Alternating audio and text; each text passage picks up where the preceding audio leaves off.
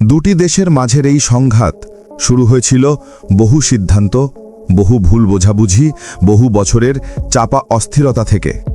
কিন্তু আজ এটা শুধু মানচিত্রের লড়াই নয়, এটা মানুষের ভবিষ্যৎ, তাদের ভয়, তাদের আশা আর এক টুকরো নিরাপত্তার লড়াই। আমরা ঠিক এখন যে সময়টায় দাঁড়িয়ে আছি তা ইতিহাসের এক উন্মুক্ত অধ্যায়। প্রতিদিন বদলে যাচ্ছে বাস্তবতা, নতুন সিদ্ধান্ত, নতুন প্রতিক্রিয়া, নতুন অনিশ্চয়তা। আজকের ভিডিওতে আমরা জানার চেষ্টা করব এই পরিস্থিতি কিভাবে বিশ্বকে বদলে দিচ্ছে আর আগামীর পথ কোন দিকে মোড় নিতে পারে।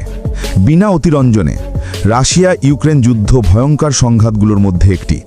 চলুন শুরু করি এই জটিল যাত্রা। ইউক্রেন এবং রাশিয়ার সম্পর্ক জটিল। এটি কেবল সাম্প্রতিক বছরগুলোর ঘটনা নয়। সোভিয়েত ইউনিয়ন ভেঙে যাবার পর ইউক্রেন স্বাধীনতা পায়। সময়ের সঙ্গে সঙ্গে ইউক্রেন পশ্চিমের দিকে আরও ঝুঁকে যায়, বিশেষ করে ন্যাটো এবং ইউরোপীয় ইউনিয়নের দিকে। রাশিয়ার নেতৃত্ব, বিশেষ করে পুতিন, যুক্তি দেয় যে ন্যাটোর সম্প্রসারণ তাদের নিরাপত্তার জন্য হুমকি। এছাড়া রাশিয়া বলেছে ইউক্রেনে নাসিফিকেশন এবং ডিনেটোইফিকেশন জরুরি।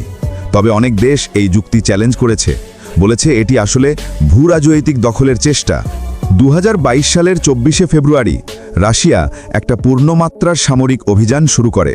রুশ বাহিনী বিভিন্ন দিকে আক্রমণ করে, উত্তর থেকে, দক্ষিণ থেকে এবং পূর্ব দিক থেকেও। এই আক্রমণ ইউক্রেনের রাজধানী কিয়েভের উপকণ্ঠেও পৌঁছায়। তবে রুশ বাহিনী আশামতো দ্রুত জয় পায়নি। ইউক্রেনীয় প্রতিরোধ শক্তিশালী ছিল। দ্রুতই যুদ্ধ আরও ছড়িয়ে পড়ে।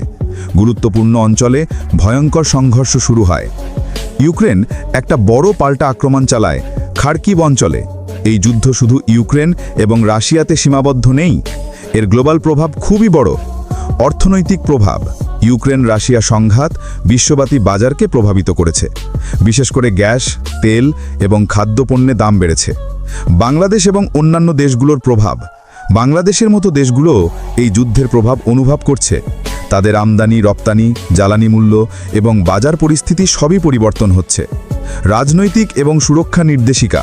অনেক দেশ আবার যুদ্ধের দৃষ্টিকোণ থেকে নিজেদের নিরাপত্তার পরিকল্পনা পুনর্মূল্যায়ন করছে এবং অনেক বিশ্লেষক বলছেন এই সংঘাত ভবিষ্যতে এক ধরনের নতুন গ্রাহক অ্যালায়েন্স গড়তে পারে। যুদ্ধে বড় চ্যালেঞ্জ রয়েছে উভয় পক্ষের জন্য। সামরিক চাহিদা, অস্ত্র, ম্যান পাওয়ার, মার্কেটিং, সাপ্লাই, সমস্ত কিছুর চাহিদা অনেক বেশি। নাগরিক দুর্ভোগী ও মানবিক সংকট। সাধারণ মানুষ বড় সংকটে রয়েছে, বিশেষ করে যুদ্ধক্ষেত্র এবং আশেপাশের এলাকায়। আন্তর্জাতিক সমঝোতা। অনেক বিশ্লেষক বলছেন যে একটি স্থায়ী চুক্তি বা শান্তি সহজে আসবে না, কারণ উভয় পক্ষের নিরাপত্তা দাবি এবং রাজনৈতিক ব্যাকগ্রাউন্ড জটিল। সম্ভাব্য দৃষ্টিভঙ্গি। কিছু গবেষণা বলছে যদি পশ্চিমা দেশগুলোর সমর্থন কমে যায়, পুতিন পরিকল্পনা করছে দীর্ঘ সময় ধরে যুদ্ধ চালিয়ে যেতে।